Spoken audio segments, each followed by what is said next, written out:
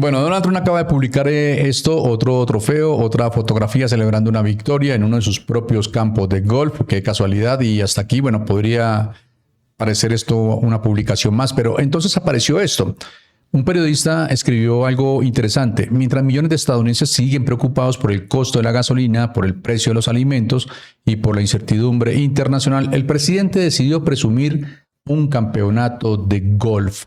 Miren, yo no voy a discutir aquí si Donald Trump hizo trampa, si no hizo, si había alguien debajo ahí del último hoyo con un imán. Eso francamente termina siendo lo menos importante.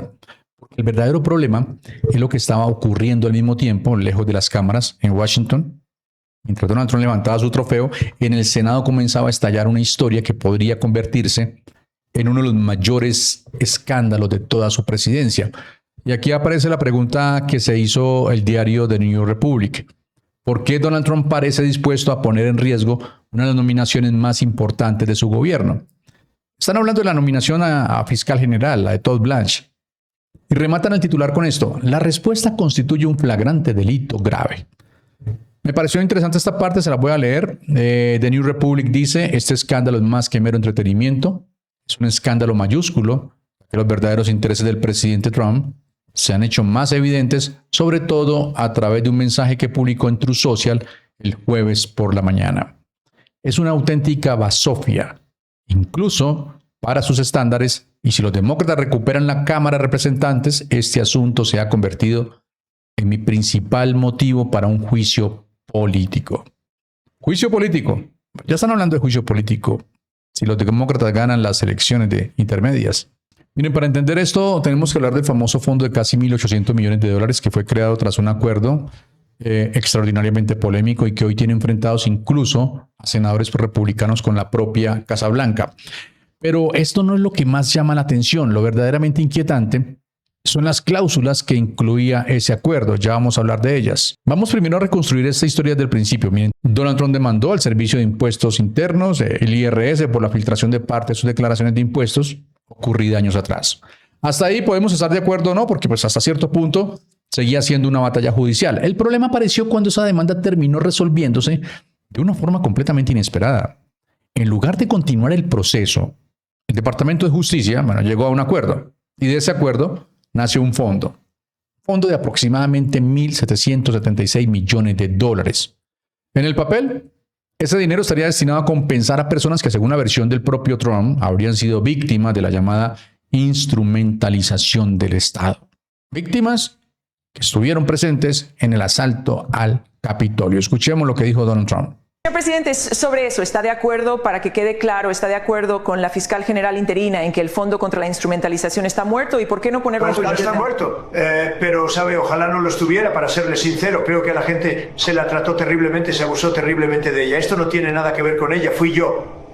Se abusó terriblemente y me gustaría que se les compensara por el dolor. Perdieron a sus familias, se suicidaron, mucha gente se suicidó.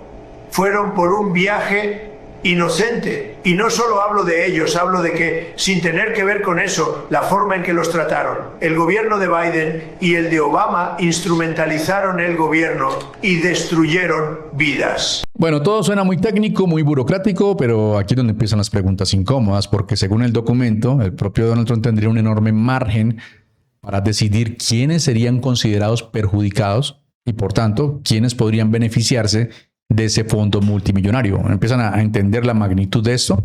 Imaginen por un momento el tamaño del debate. No estamos hablando de unos cuantos milloncitos. Estamos hablando de casi 2.000 millones de dólares. Dinero público. Pero la polémica no termina ahí. En realidad, ahí apenas comienza. Porque el acuerdo incluía otro punto que hizo saltar todas las alarmas, obviamente. Una cláusula que, según sus críticos, otorgaría inmunidad a Donald Trump. Y no solamente a Donald Trump, a miembros de su familia y a sus empresas. ¿Inmunidad de qué? Frente a posibles responsabilidades fiscales anteriores al propio acuerdo. Obviamente eso provocó una reacción inmediata. El congresista Jamie Raskin, calificó el acuerdo de inconstitucional, ilegal y de fraude judicial. Poco después, un juez federal decidió bloquear temporalmente la creación del fondo mientras continúa la batalla legal. Y uno podría pensar, hasta aquí llegó la historia, ¿no? Aquí ya se acabó todo. Pues no, porque aquí entra un personaje, bueno, absolutamente clave, ustedes lo conocen, Todd Blanche, fiscal interino, todavía no ha sido nombrado, el antiguo abogado personal de Donald Trump, y hoy una de las figuras más importantes dentro de su Departamento de Justicia. Bueno, Todd Blanche aseguró ante el Congreso que ese fondo no seguiría adelante y que esa decisión quedaría plasmada por escrito. Pero, aquí viene el pero, la letra chiquita, según el documento que ha reavivado toda esta polémica, ese compromiso nunca terminó de formalizarse. Y es precisamente ahí donde empiezan los problemas políticos para Donald Trump. Dos senadores republicanos, John Cornyn y Thom Tillis, se negaron a respaldar la nominación de Todd Blanche mientras persistieran las dudas sobre ese acuerdo. Miren, la presión llegó a ser tan grande que el propio Donald Trump dejó abierta la posibilidad de retirar temporalmente la nominación de Todd Blanche para volver a presentarla más adelante cuando esos dos senadores ya no estuvieran en el cargo. Y fue justamente en ese momento cuando muchos comenzaron a hacerse una pregunta. ¿Por qué arriesgar una nominación tan importante? ¿Por qué asumir semejante costo político?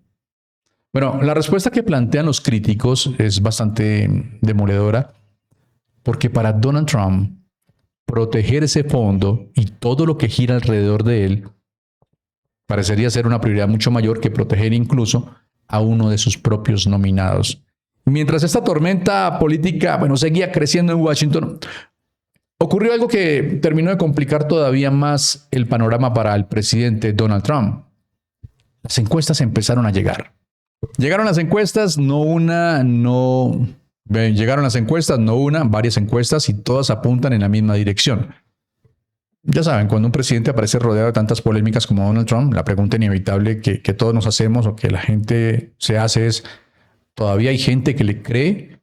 La respuesta, por lo menos según los últimos sondeos, pues no parece ser muy favorable para Donald Trump. CNN acaba de publicar una encuesta que deja un dato difícil de ignorar. La aprobación de Donald Trump cayó hasta el 34%, igualando uno de los peores niveles registrados durante toda su trayectoria política. Pero curiosamente, lo más preocupante para la Casa Blanca no son siquiera esos números. Lo realmente delicado es el motivo por el que los estadounidenses dicen estar retirándole su confianza. Atención a esto. El 73% considera que Donald Trump no entiende los problemas que enfrentan las personas comunes en su vida diaria.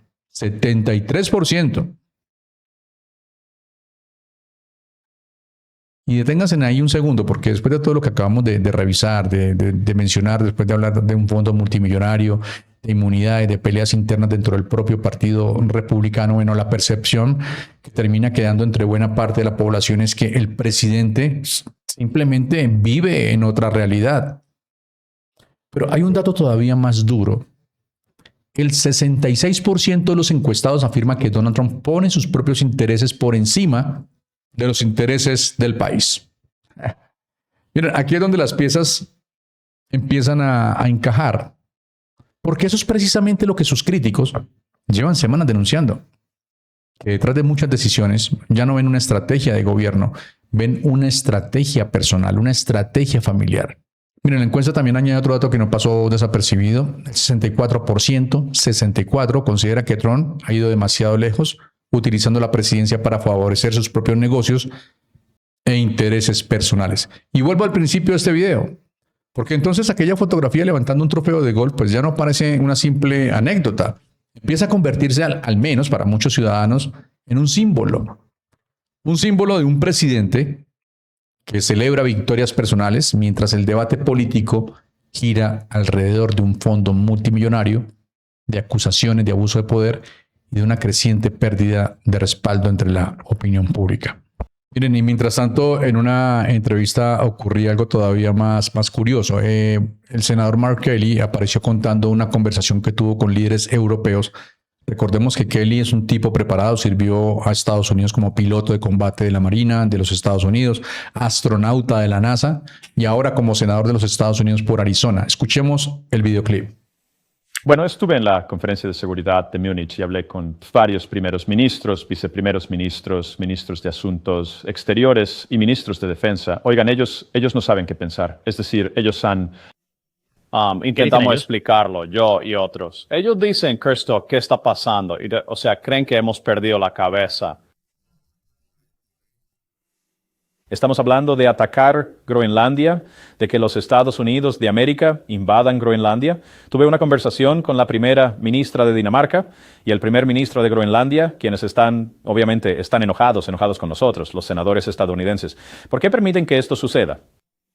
¿El presidente de los Estados Unidos va a invadir Groenlandia? Y todo lo que podemos decir es, bueno, esperamos que no, y estamos tratando de oponernos a esto. La primera ministra de Groenlandia me dijo que los niños en Groenlandia ahora tienen miedo de los estadounidenses. Miedo. Y en Dinamarca, China tiene mejor imagen que los Estados Unidos de América. Dinamarca solía ser uno de nuestros aliados más fuertes y todos nuestros aliados europeos se preguntan qué pasó. Y trato de explicarles, oigan, los Estados Unidos que conocen, el aliado que sigue ahí. Es solo como un nivel más abajo, solo tienen que superar a esta administración, tienen que superar Y este es el problema, tienen que, ya saben, pasar del presidente y de la gente cercana a él, pero el pueblo estadounidense sigue siendo su amigo y seguimos siendo sus aliados. Pero tendremos que superar a esta administración para intentar reparar la relación. Ahí está, Merkel le dijo que los propios aliados europeos le hicieron una pregunta que debería hacer reflexionar a cualquiera. ¿Qué le está pasando a Estados Unidos? Y pronunció una frase que la verdad me gustó mucho. Vamos a tener que superar esta administración para intentar reparar la relación, es decir, la relación con los aliados. Así que, bueno, mientras Donald Trump levantaba el trofeo de golf, otros estaban intentando convencer al resto del mundo de que Estados Unidos seguía siendo un aliado confiable. Y esa es probablemente la parte más preocupante de toda esta historia, porque el dinero pues puede recuperarse, las encuestas pueden cambiar, incluso los escándalos pasan. Pero cuando un país empieza a perder la confianza de sus aliados, reconstruir esa confianza puede tomar años. Y quizá ese sea el verdadero legado que hoy comienza a preocupar a muchos dentro y fuera de Estados Unidos. Esto es La Jugada Política. Ya sabes, si quieres apoyar, suscríbete, comenta, comparte, dale like. Y nos vemos en el próximo video. Un abrazo fuerte para todos y muchas bendiciones. Hasta pronto.